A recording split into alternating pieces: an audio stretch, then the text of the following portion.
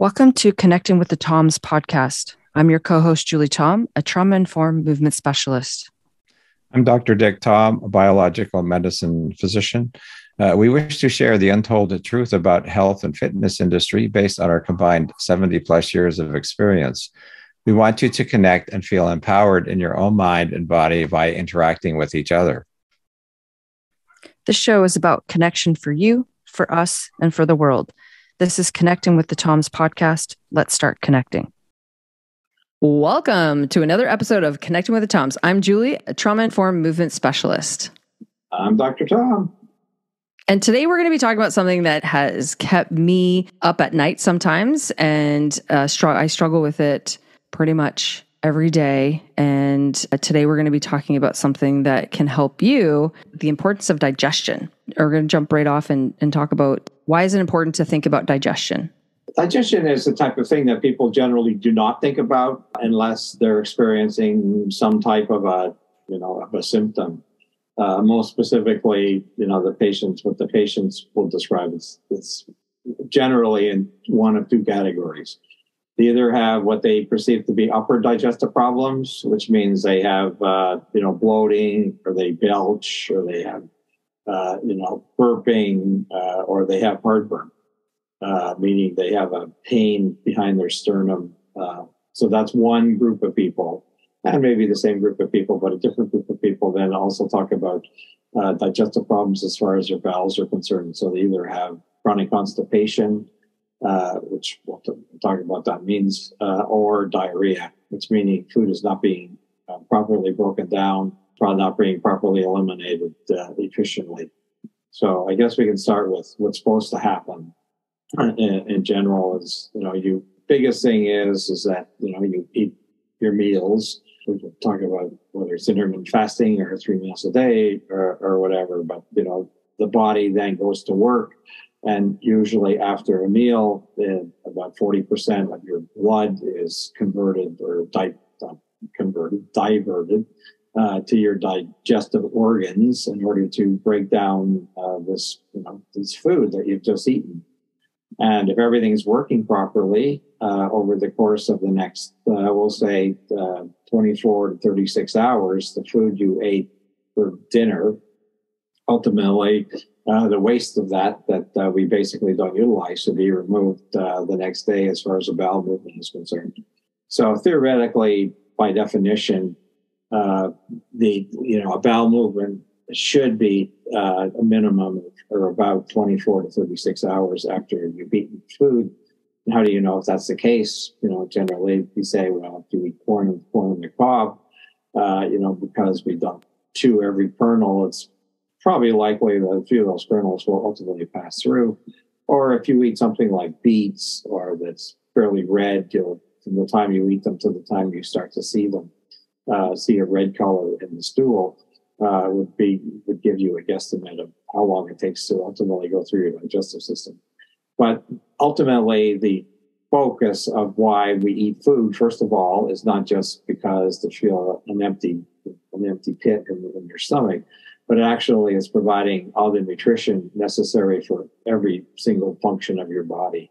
It provides the necessary carbohydrates, provides the necessary proteins, provides the necessary healthy fats, and all those are then utilized by the tens of thousands, if not hundreds of thousands of physiologic and metabolic reactions that are happening every instant in our body.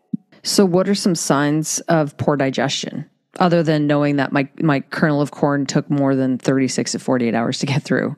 It's interesting because if you have, no matter what symptom that you go to your doctor with, whether you say, I don't have enough energy, or I don't sleep well, or, my toenails don't grow, my hair doesn't grow, or it grows, improperly, or my skin is too dry, or I have a heavy menstrual cycle, or not enough of a menstrual cycle. In other words, if you have a symptom that you're not happy with, you can probably assume that at least a piece of that puzzle is going to be the value of the food that you're eating as far as how the body is able to break it down.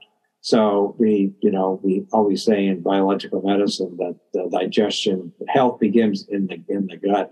health begins in the digestive system, because either and eating food isn't simply a function of just putting it in your mouth and hoping your body figures out what to do with it. But not only do we have to choose the right food for each individual person, we also have to look at, what happens to it. So we eat it, we have to digest it. Once we digest it, we have to be able to absorb the nutrients from the food that we're eating. And then we have to be able to eliminate the waste. All that has to happen in a very efficient and a timely manner. So what are some signs? So something that I remember you told me growing up is that if I eat a food and I sneeze right away, or my ears itch, or my throat, I have to clear, like you hear people like a lot with dairy, is that they eat dairy or have ice cream and you get really, really congested, or you have to clear your throat. Those are all signs and symptoms that your body's not digesting the foods well. Are there other signs? Is that true? Anytime you have a reaction that seems, whether you are aware of it or not, but maybe when it's pointed out to you, you'll become aware of it. But everything you just said is a sure sign of a food sensitivity versus a food allergy. Food allergy, people are the ones that you hear about. A child eats a peanut and has they turn red, or they can't breathe, they have an asthmatic reaction, or happens to Betsy, they have an anaphylactic reaction that theoretically their breathing cuts off and they may die. And while that's probably something like 3 to 4% of the population, you can probably assume that 50% of the population has some nature of a food sensitivity, which is different than a food allergy. It's not necessarily a life-threatening reaction. It's the type of things you just mentioned. It's very common, people eating dairy, maybe not right away, but maybe a few hours later, they will say that they're congested, or they have to sneeze, or they have a lump in their throat, or they have an itchy throat, or later on their skin itches, because food sensitivities are varied and widespread. My first research was 35 years ago, specifically about food sensitivities and food allergies. And, it's perceived that it takes, the idea of initially back, 75 years ago, when they realized that foods were recognized, they would say, do a rotation diet. And so don't eat a food, every 4 days or so, because it takes like 4 days to fully break down the food and get it out of your system. Well, in that first research project I did, in the first book I wrote on food intolerances and food allergies, as I said, it was back in 1990, so 33 years ago. What I realized is that when the effect of food, while theoretically it may not be there, we found that giving the aspect of being err on the side of caution, that it took easily 4 weeks for some foods, not allergy foods, sensitivity foods, to clear the system. And so that was a result of 2 years of sort of research with hundreds of people that we did at the time. So even if you eat a food and, if you look at food allergy, immunological reactions, we're not looking at the standard IgE reaction, which basically is like if you get a mosquito bite or get a bee sting and it swells up, it gets red, hot, swollen, painful. That's a typical, severe reaction. The extreme is an anaphylactic reaction with a food. So, somebody, as I say, with peanuts, but it can be anything that could cause that in a person. But energetically, I found in that research 3 decades ago that the reality is that if you eat dairy and say, I didn't have any problem, and I'll eat it tomorrow, I didn't have any problem, that food can still be having an effect as long as 30 days. So obviously, from a medical perspective, it means, does that mean I can never eat dairy? No, it means you need some form of intervention in the form of supportive therapy to basically try and allow the body to be able to recognize that food and to be able to tolerate. Because theoretically, a food that somebody can eat that you can't, but it's causing you a reaction is suggesting it's not the food that's the problem. It's how your body is ultimately reacting to it. And that's when we have to look at all the aspects of health, all the aspects that go into breaking food down, and why you would react to dairy. And, short of, we'll say, having an enzyme problem, a common one is with dairy, of course, is lactose, which is milk sugar. And, for example, the Native American Indians never drank milk, so they never had an enzyme to be able to digest, to break it down. So, when they were given milk and had a bad reaction, it's like, well, no wonder they had a reaction. They didn't have any way to break it down. So it's genetically, in that group of population, or any population that basically wasn't raised as milk as part of their diet, genetically are missing an enzyme to break down milk sugar. So you see lactate milk that basically doesn't have lactose that you have to break down, and they'd be able to tolerate it. But very often, it's not lactose that's a problem for people, which is a sugar. It's the protein that's in milk. So albumin is the common, casein and albumin are the two common ones in milk. In fact, they say there's like 17 different proteins in milk that you could be reactive to. So if it's not lactose, and the easy way to know that is to decide the difference is, if you're sensitive to dairy, for example, if you eat a cheese that basically where the lactose is broken down and you don't react, but you drink a glass of milk and you do, the problem is a lactose problem, and it's not a protein type problem in general. So that type of thing. So any symptom ultimately could be food related indirectly. So how does digestion and the vagus nerve, how is that all connected? Well, as we have talked on previous podcasts, the vagus nerve, of course, is the longest nerve in our body, and it literally goes from our head all the way down into our waist and touches everything in between. And so the vagus nerve is what we call the parasympathetic part of the nervous system. And we know that in order to have an optimal opportunity for digestion, we need our bodies to be in a so-called parasympathetic state. Because when we're parasympathetic, our digestive organs will be stimulated. And so we'll be able to make adequate levels of hydrochloric acid, adequate levels of bile to break down fats, adequate levels of pancreatic enzymes, et cetera. So, that's the reason we tell people that you want to smell the food cooking. So in the so-called old days, when people actually ate at home and didn't go to a drive-through at Tim Hortons or Starbucks in the morning on their way to work, and I wonder why I don't feel well, it's because you didn't digest anything, because you're in the if you're not in a relaxed place where you can actually smell the food cooking, appreciate the food for what it's about to do, where you can have the opportunity to chew the food extremely well, you probably are not in an optimal state to start the whole digestive process. And, since many people, for a variety of reasons, are not, we often say, well, you should try apple cider vinegar. Taking a teaspoon to a couple of teaspoons in a glass of water, ideally about 15 minutes before you eat. And the reason for doing that ultimately is to start this digestive process.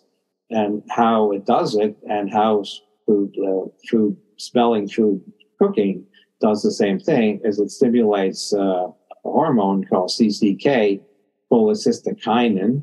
And what that particular hormone does is it will increase your stomach's ability to produce hydrochloric acid. The gallbladder will contract. It will dump bile into the small intestine. And all your digestive enzymes will be preparatory for the food that you're about to eat.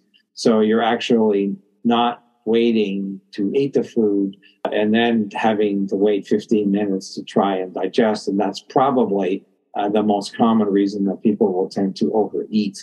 And if you've done the preparatory work first, the body will say, when you've eaten, to your satisfaction, you have the feedback loop going back up to your brain that says, okay, you're satisfied. Your body will take this meal, 40% of your blood will be diverted into the digestive system over the next 1 to 2 hours. Break it all down.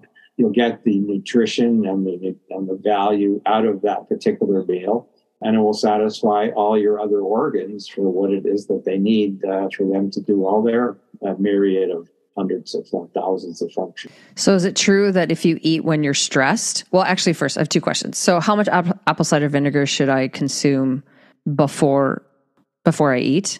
You said 15 minutes before, right? So ideally, and that's a matter of taste to some degree. I typically, some people half a teaspoon is enough. Some people, and even up to 2 to 3 teaspoons, you can equal a tablespoon in 6 to 8 ounces of water. So the people think, oh, well, apple cider vinegar, it's not a very acidic substance. The pH in our stomach ideally is 1 to 2.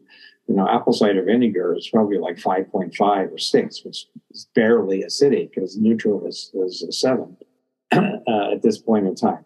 However, once again, the goal of apple is not only it's getting the brain to think that food is coming, because have had over all these years, lots of people is, oh, I don't like the taste of apple cider vinegar. I said, well, you can get the same effect by smelling it. Some of you probably have heard of the experiment that the Russian Pavlov did with his dogs 100 years ago, where basically, he would ring a bell and feed them. And, because they were eating, they were salivating. He'd ring a bell and feed them. And he did that for a period of time. And then it got to a point where he just rang the bell. He didn't even feed them, and they salivated. So in reality, that's, if you do apple cider vinegar on a consistent basis for a period of time, you can theoretically train your brain by just thinking about it to be able to stimulate the effect of what we're doing, which is to get that CCK to stimulate HCl, pancreatic enzymes, bile, etc. per se. And so, you don't have to be carrying around a little bit of apple cider vinegar once you've got into the routine and habit of doing it. And that's the goal. And so you can be traveling, you can be in an airplane, you can be in an airport, you can be anywhere. You basically sit in quiet, think about your vagus nerve, think about what you're going to do, think about, the concept of what we're trying to do. So we're literally trying to train the digestive system to be prepared for the food that's coming, as opposed to just shoving some food in this hole called an oral cavity, hoping that it's going to do something besides filling the need of hunger that we are experiencing. Cool. I'm definitely trying that because I'm not a fan of apple cider vinegar. I usually put too much and then I'm like, it's gross. And then I just go through the whole process and I'm like, yeah. So I might try that smell. I'm going to try that smelling thing. That's pretty cool. So the other question that I had was with regards to stress. So if I eat when I'm stressed, how does that impact my digestion? Because I know, it doesn't even matter if I could be, if I'm stressed and even if I'm eating healthy foods, I'm eating my fruits and vegetables and eating my 10 colors and all that stuff. Is that food or am I actually getting the nutrients I need if I'm stressed while I'm eating that? Unfortunately, the answer is no, you are not. What you will probably get calories. So, if you want to gain weight, eat every time when you're stressed. That's the perfect way to gain weight. Because what ends up happening is the body realizes it needs, some carbs and it needs some, all to the purposes of glucose. You don't even have to be eating sugar to get glucose, because that's relatively easy to break down. So when you eat in a stress situation, what you're literally doing is you're preventing blood from being diverted to your digestive system, because the body is thinking that you're going to have to defend yourself. It prefers to keep blood in your, in your core for your heart, for your lungs to breathe, and in your extremities in order to either run away or to put up your duke, so to speak, to defend yourself.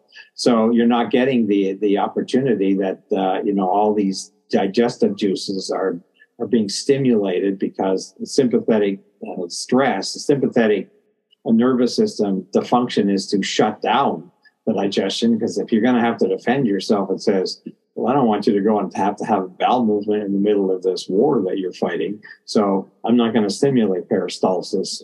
not going to stimulate the all the digestive organs in order to break down efficiently. So eating stressfully satisfies a psychological need, but does not satisfy a physiologic need.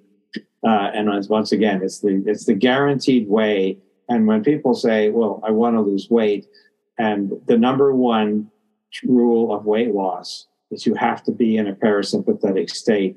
And if your life is such that there's a lot of turmoil and there's a lot of stress going on, then unfortunately your chances of losing weight short of starvation is a slim to none until we can get you into that parasympathetic state, more stimulation of the vagus nerve that is essential to stimulate all these digestive organs to properly be able to break down the food that you're eating.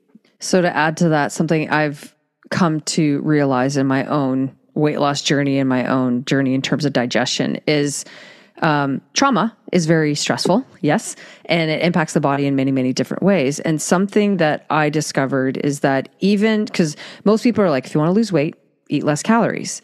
However, that isn't necessarily, yes. However, if you're still eating less calories in a stress state, you're not doing yourself any favors. Your body's going to go into that protection mode and you're not going to be able to lose the weight. Because that's what I did to myself constantly when I was doing all the different diets is I was eating in a stress state. So I actually wasn't getting the nutrients I needed. So my body was holding on. It was like in this starvation mode, if you will, because I wasn't actually getting the nutrients I needed. So for people who are struggling with weight, something to consider is you need to take a look at your stress levels. Like I can't emphasize this enough that, my dad has this whole list of things that, like when we talk about, eating better, let's look at the actual habits. Like, do you sit in quiet or do you sit do you sit in quiet? Are you listening to music? Are you breathing? Do you smell your food before you eat it? Do you put your fork down between? Do you chew 31 times? So these are all little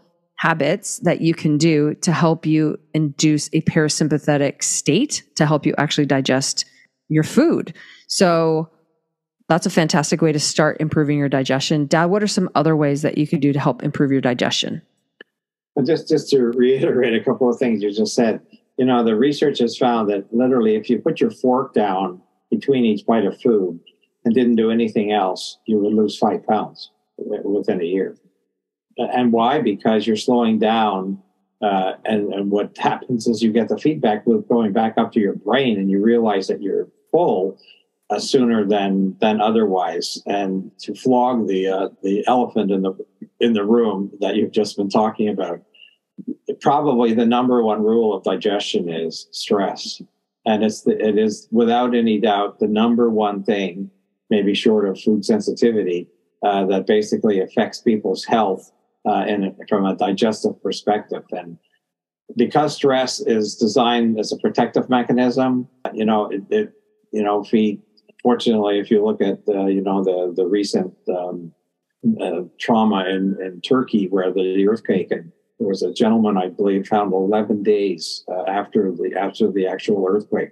For 11 days, he didn't eat anything, but he survived. I mean, that's called stress. Of how the body was able to supply itself with what it needed by basically, unfortunately, breaking itself down. But he didn't have to actually eat anything, and he was still able to survive.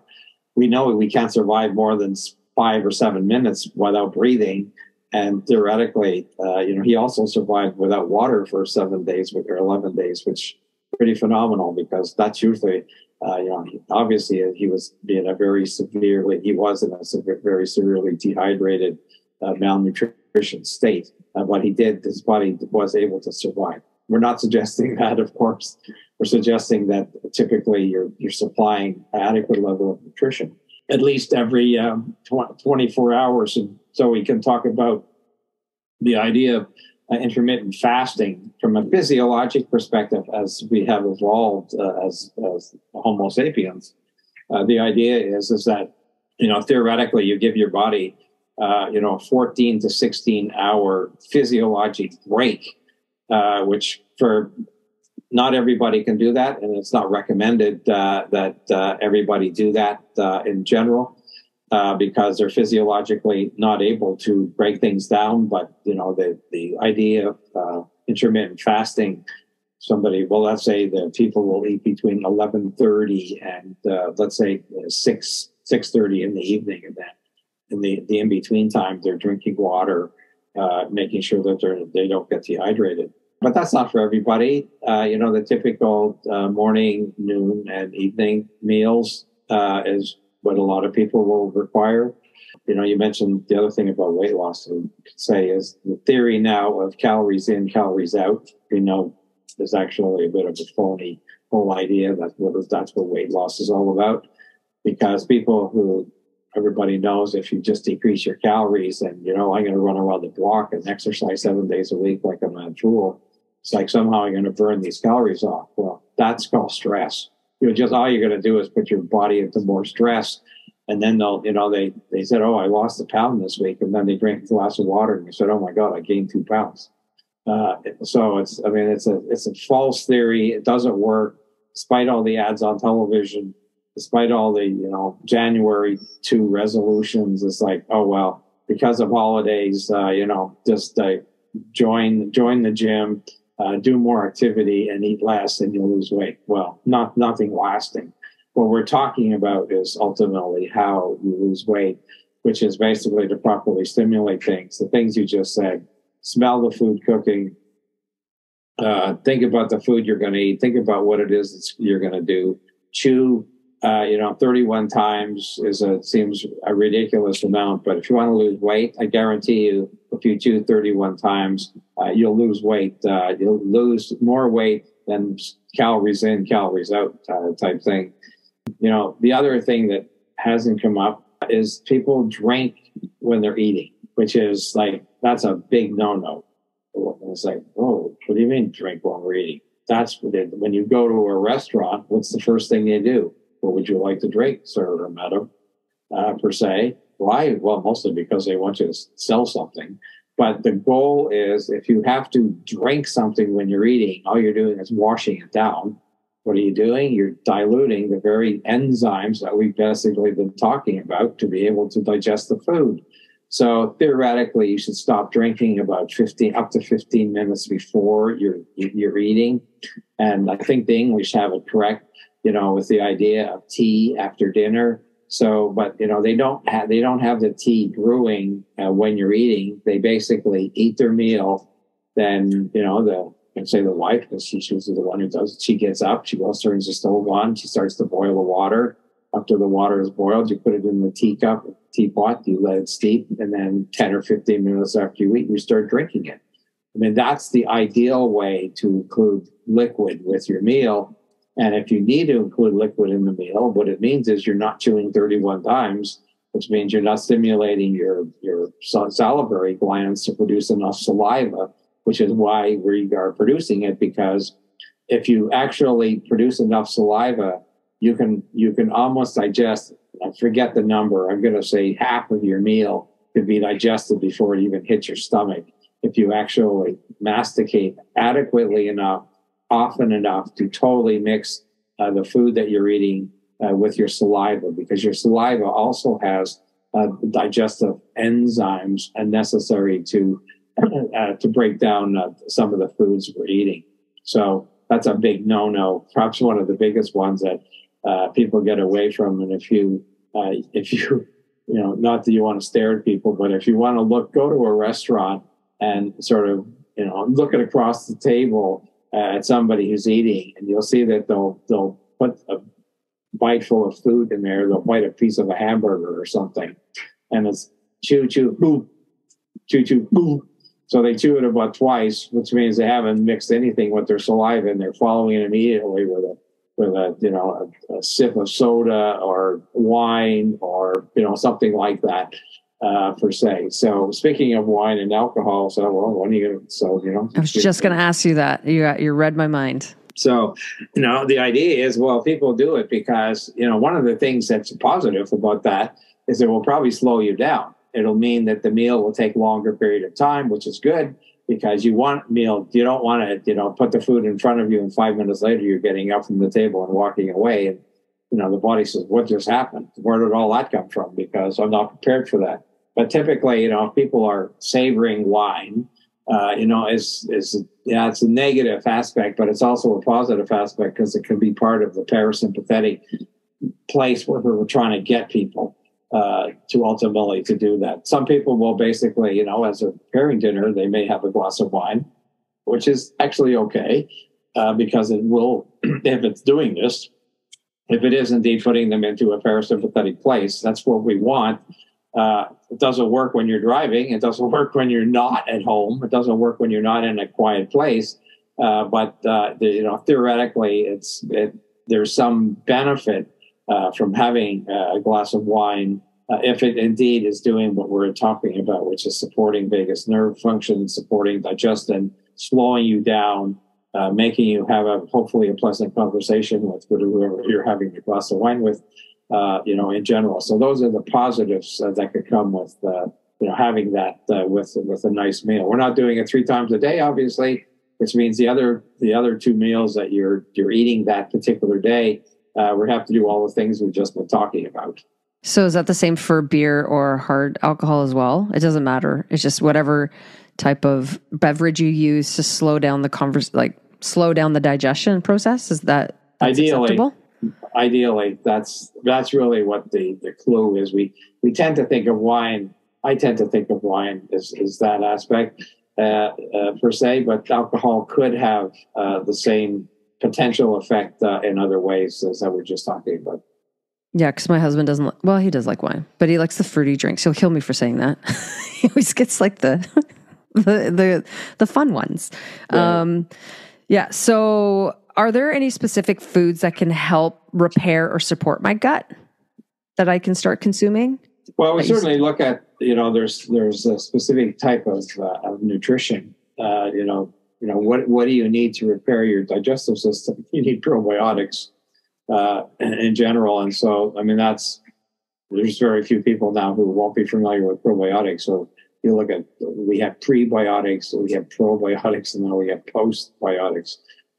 In the form of, fermented foods mostly. So you're talking about yogurt, you're talking about miso, you're talking about kimchi, you're talking about sauerkraut, things that basically have pickles, foods that have been, in a fermented aspect that have sort of the natural probiotics. So it is definitely recommended that on a regular basis, you should consume a probiotic food.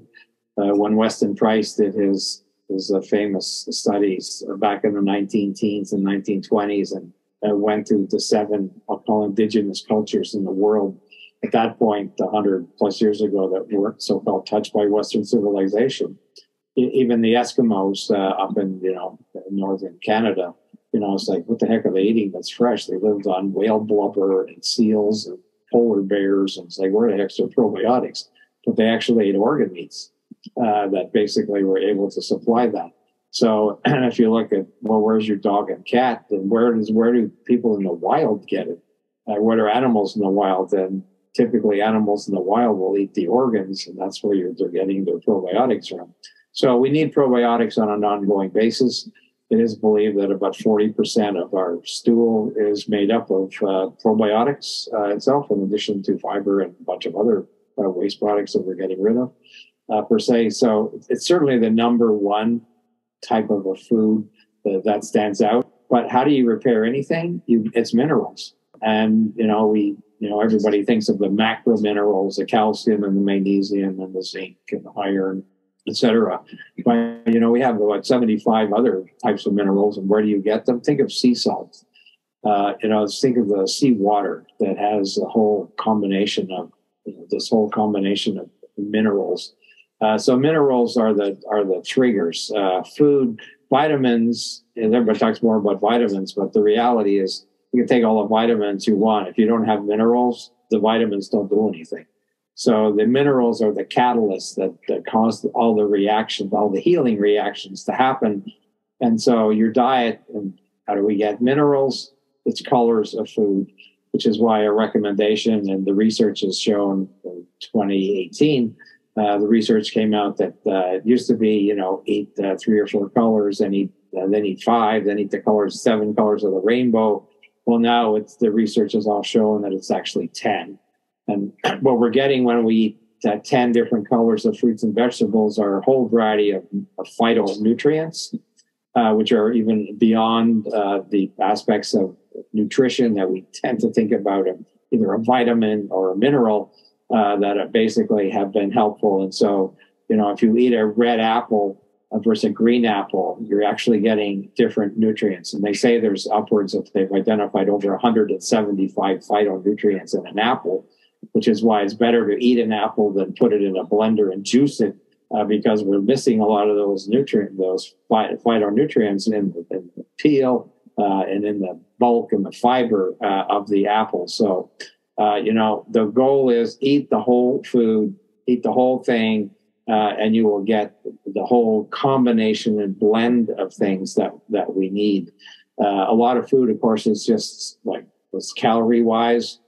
But if we don't have the minerals, meaning we're not eating enough of a variety of different types of colors, if we're not eating probiotics to continually supply our digestive system with these healthy probiotics that are replacing on an ongoing basis in general, we know that we're going to be in a state of deficiency and insufficiency as far as the body's ability to break down and heal things that's going on. Like any cell in the body, the cells that line our digestive system need nutrition. They need protein. So, that's why we eat a variety of carbohydrates, proteins, and fats, because we need all 3 of them. You can't just, you hear about the carnivore diet. We'll say, wow, the carnivore diet, where's the colors? Where's those minerals coming from? I mean, they get lots of protein. And they're probably getting lots of healthy fats, but are you getting enough minerals in that type of a diet to properly catalyze the tens of thousands of reactions that we need to, so your hair will grow, so you can think, so your brain has adequate levels of nutrients, et cetera, et cetera. So is it fair to say that if I started just taking like a multi-mineral supplement, and some probiotics, is that a good place to start resetting my gut and then slowly start increasing the 10 colors of vegetables or fruits and vegetables?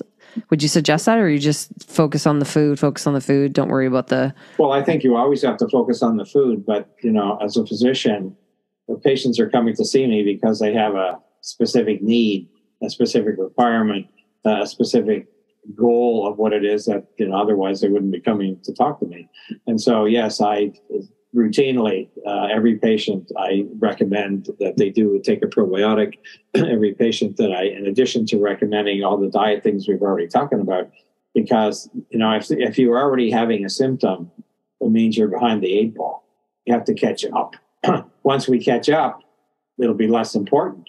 But for whatever problem the patient may be coming to talk to me about, we're basically swimming upstream. We're trying to get ahead of this, but we're downstream trying to get back up to the headwaters of the river, where ultimately we had come from years and years ago. So you can't just say, well, we see the dietitians say, oh, if you eat a proper diet, you'll get it all. Well, that's well and good, but not if you're having migraine headaches, or not if you're having infertility, or not if you have really dry skin or dry eyes, or you have ear infections or sinus infections or heart disease, or, the 1,001 other reasons that people come to the doctor. If you have fatigue, said, oh, just eat a balanced diet. Balanced diet is probably not going to correct fatigue if you already have the fatigue, because you've already got to a point where you're not where you need to be. So I always have to sort of smile as a dietitian. I'll eat a proper diet and say, well, tell me the proper diet for this person who is X, Y, Z. And they say, well, we have to do this and this. I said, okay, so there isn't a proper diet, is there? No, you need extra support. So yes, I'm a fan of doing multivitamins and even more multi-minerals and vitamins. If you eat the colors, the vitamins are easy, the minerals are harder. Because if you have a digestive issue that we've already talked about, that getting vitamins are relatively easy to absorb. Minerals are harder to absorb in general. So, yes, starting with a mineral supplement, starting with a probiotic was a great place to start. if you have any type of issue as far as your health is concerned, irregardless of whether it's digestive or otherwise. So it is possible to like reset my inflamed gut or reverse my digestive issues. Without any doubt, the positive thing about the digestive system is the cells in the digestive system turn over every 3 to 5 days. So if you're supplying, proper nutrition over a period of, I'll say, weeks, because we have, if you lay out all the cells in the digestive system, end to end type of thing, it actually would cover a tennis court.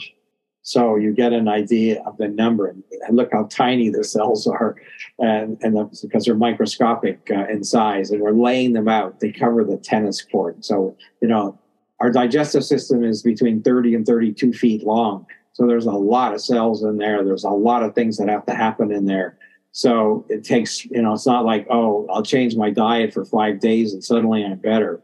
No, this is something that typically has taken weeks to months, if not years, to get in an imbalanced place. But when you do the proper things, including all the rules we've just laid out, eating foods that are the most appropriate for that individual, and each individual has different needs based on their biochemistry, their physiology, etc. So, but without 100%, you can improve digestion. And in fact, it's kind of an essential component. If somebody has a particular problem and you're trying to solve it, once again, whether we talk about a migraine headache or toenail fungus, if you're not eating the right foods for you individually, you will basically keep chasing your tail and keep wondering why. Well, it got better, but then it got worse again. Oh, it got better, then it got worse again. We haven't really reached the true core of what is needed. And so the digestive process and all the foods that we eat are part of a healing of any and all patients who have any type of a complaint where they feel they're not working at their optimal performance. And so diet isn't something that you do for 3 months to lose weight. Diet is something you do literally from the moment that you're conceived in your mommy's belly to the time that you pass 90 years later. Every food that you eat is part of your diet. So diet isn't something you go on. Diet is the food that you choose to eat for yourself. Awesome. Okay, so would you say like the top 3 ways for me? So if we kind of like, what's the word I'm looking for? Okay, if we bring it all together, what we talked about, your top 3 ways to heal my gut. Number 1, would you say is manage your stress? Without any doubt. Okay, so number 1, stressful situation, you're going to have problems. Right. So number 1, if you want to heal your gut, you have to manage your stress and the environment in which you're consuming food. 2, would you say it's supplements? You need probiotics and minerals, or what would you say is number 2? That's in there. I think your food choice has to be number 2. You have to eat the right choice of foods. All right. And just taking a probiotic or minerals, if you're eating, going to McDonald's every day, as this character here in the United States is doing, he's only eating McDonald's for 30 days. When he was on television, he was on day 10 per se, and somehow he thinks that that's going to give him adequate nutrition. I would not recommend that. I would not call that high quality food, particularly to be chosen. So don't eat under stress. But number 2 has to be make the choice of foods that is proper for your particular biochemistry, for your physiology, for the amount of activity that you spend, et cetera. So, if for the simplest aspect of saying, well, what's the best diet? Because there is no best diet for everybody. I say, do the seafood diet. What's the seafood diet? You see food and you eat it. No, if you see food and eat it, you have to be able to tell me what the food is. You have to be able to name the food. Well, that's easy. It's bread. No, you can't eat bread because you can't tell me what makes up. You can't tell me the flour unless you read the label. You don't know if that's oats or if that's almond flour or if it's wheat flour. So if you can't name it, and so in other words, it's a whole food diet where you look at the food. Oh, that's an apple. That's a tomato. That's a piece of fish, that's a piece of beef. You can actually see that that's what the food is. In other words, nothing's coming out of a box. Nothing's coming out of a can. Basically, it's in the whole form with which Mother Nature provided it. That's the seafood diet.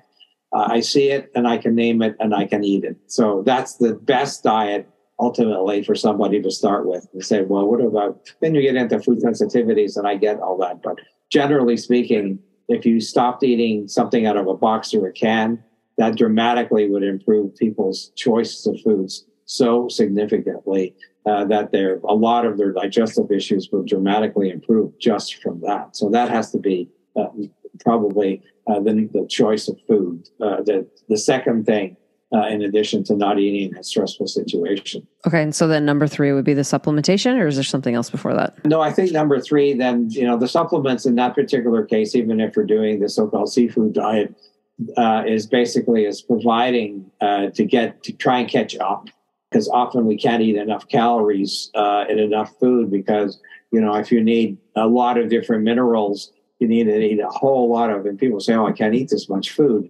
So in that case, you could waylay eating too many calories by doing a variety of different supplements specific to the individual. Again, with once again minerals and probiotics probably being, I think, the 2 most critical ones. If you're going to start with 2, those are the 2 to start with. Okay. Are there any other steps that you would suggest to heal my gut? Well, once again, that's an individual thing, and you have foods like glutamine that we know, and it depends on what the specific complaint is that an individual is having. Right, but generally, like those, if you follow those 3 steps, you're going to be on your way to helping heal an inflamed gut.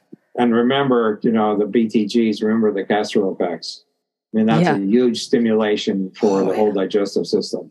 Remember dry skin brushing, remember the lymphatic system, et cetera. So we're going to go back to one of our first podcasts when we talked about BTGs, in general. So let's not forget those as part of the digestive process. And, who could forget doing a castor pack if you want to improve your digestion? So that has to be up there. And so the things that you do have to be part of that aspect of supporting digestion. Castor oil being number 1, the number 1 thing you could do for yourself. I'm currently doing them now. Like, I've been sharing them in my Instagram stories lately, and people are like, "What are you doing?"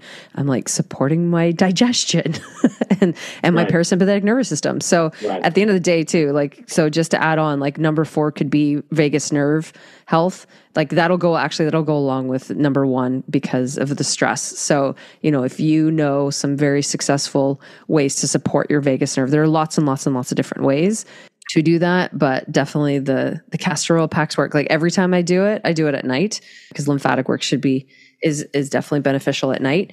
And I've been talking a lot about lymph lately, and what's been coming up, or when you wake up congested, when you wake up stiff and sore, what could be contributing? It's your lymph. Your lymph is not happy. So if you're, I had a client this morning, actually, she's like, I've been waking up in the middle of the night and I have to move. And I'm like, your lymph is not moving very well. So we need to take a look at it. So we talk about just some basic ways to support the lymph, even from brushing your tongue. And, that's been a big one. And that's been coming up a lot, that just simple things like that can be extremely, extremely beneficial. Is there anything else that you wanted to add to this amazing topic?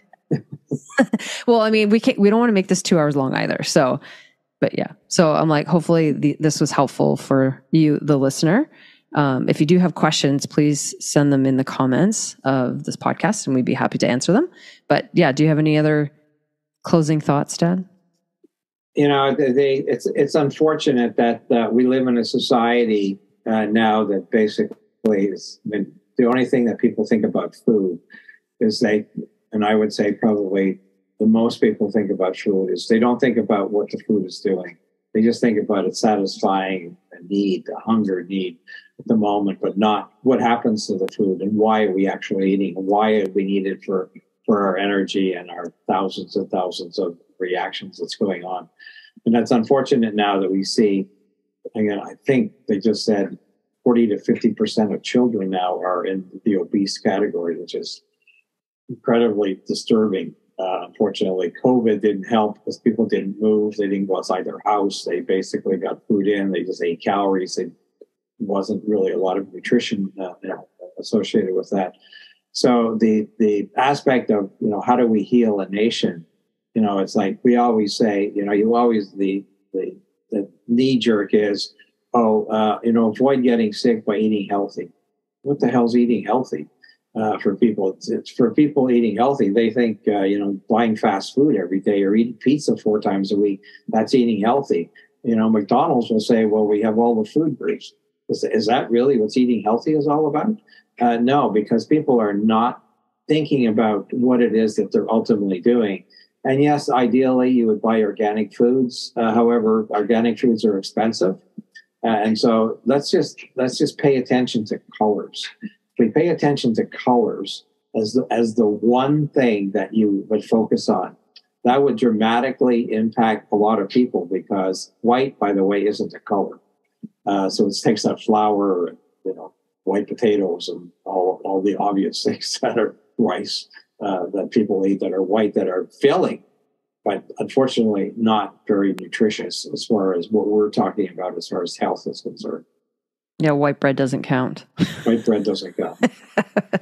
You could leave the old standard of, white bread, on the shelf, and, even the mold won't eat it. It's just, nobody eats it because, the rats don't eat it because there's no nutrition.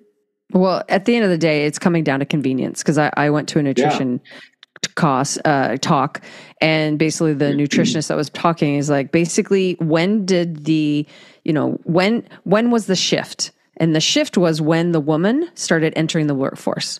So this was a big shift, because then our food had to become more convenient because women weren't home to cook and make things from scratch anymore. So the biggest shift, in our diets that we're seeing today, and why you're seeing, I think, in my opinion, why kids are more obese, is that they're eating convenient food.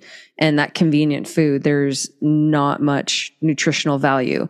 And also think about, when you're eating convenient food, you're not eating it in a safe parasympathetic state. How many people now? And that was the other thing too, is that people don't eat as a family. They don't eat, like people will sit, together at a table, but they're all on a screen, so it's like there are certain rules that you have to have, that it's like no screens at the table. Like that's a big one for my kids. And, it's a treat if they get to watch a screen, but I'm like, that's stressful, because you're not actually paying attention where you're eating. Right. So there are different, it's like, look at how your relationship is with food and convenience. And if you're eating out of convenience, this is something you need to address at the end of the day, in my opinion. And I'm like, I have a family of 5, and we're very busy, and we got sports, and I get it. But if you want to, make digestion a priority for you, or if you have any kind of like health symptoms that you're sick and tired of being sick and tired and you want to fix, these are things you have to address, and you have to take a look at and figure out, how do I, how can I eat more convenient? So for instance, like you're talking, and there's a guy in town, he owns a salad bar, and his goal is to lose 50 pounds. The way he's going to do it is going to eat 3 meals a day from his salad bar, and for the next, until he does, I guess, or for the next couple months to help him lose it. But what's interesting is that when he's eating it in his car. He's eating it on the run. So I'm like, he doesn't understand. Yes, he's eating salad. However, he's eating healthy food, but he's eating it in a stressful state. He's not sitting down and he's filming videos while he's eating and showing us he's doing it. But I'm like, he's missing the point. And this is where I'm like, there's nothing against him, but it's like, I just want to reach out to him and be like, I need you to just take a deep breath. And when you do that, and then eat your salad, and you're going to be able to lose the weight a little bit easier, in my opinion. And this has been my own experience. And so that's why I notice I'm very cognizant when I'm stressed, it doesn't matter what I eat, because my body's not going to digest it. So I have to really be, even if I'm eating convenient food, if I am, like, Chick-fil-A is opening here. So it's a big deal. It's like, oh my God, Chick-fil-A is opening. So it's a big deal here in Barrie, Ontario. It's opening like next week. And so people are like, oh, another fast food restaurant. And there's all this like criticism. But at the end of the day, it's like, it doesn't necessarily, if you're going to eat convenient food, yes, there's some better choices, but really focus on the situation around it. Don't eat in your car, think about the different places, or have a conversation with somebody, slow it down. You start doing that, I think you're going to start seeing things shift, in my opinion. But it's all true. Yeah, right on. Thanks. I'm glad you agree. Yeah. So thank you so much for listening. Dad, do you have any other thoughts? Do you want to add on? Is that it? Not till the next one. Not till the next one. Okay. So the next one we're going to talk about, we talked a little bit about it in our last podcast, photomodulation therapy. So we're going to dive into that world because there's a lot of cool stuff talking about how we can use light therapy to help you heal, maybe even help your digestion. Who knows? You'll find out in the next episode. So thanks so much for being here. Thank you for supporting us. If you found this helpful and supportive, please forward it to your family, friends, colleagues, anybody that you think that it can help. Please spread the word. This is all about helping you connect with yourself and with others. So thank you for supporting us and have a beautiful day. Bye, everybody. We want to remind you that knowledge isn't power. Applied knowledge is power, where knowledge turns to experience. We encourage you to implement the information shared, allowing you to shift your energy from head to heart.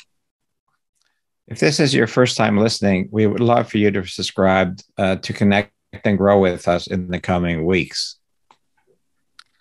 If you'd like what you've been hearing today, we encourage you to go wherever you're listening to leave a review. Tell us what you loved about the episode. Tell us which one was your favorite and share topics you would like us to talk about. And if you're interested in learning more about biological medicine, go to my website, drdixontom.com. And if you'd like to learn more about how to shift your nervous system and heal using movement, I encourage you to visit fitimize.ca to learn more. Thanks for listening, and we look forward to connecting with you on the next episode.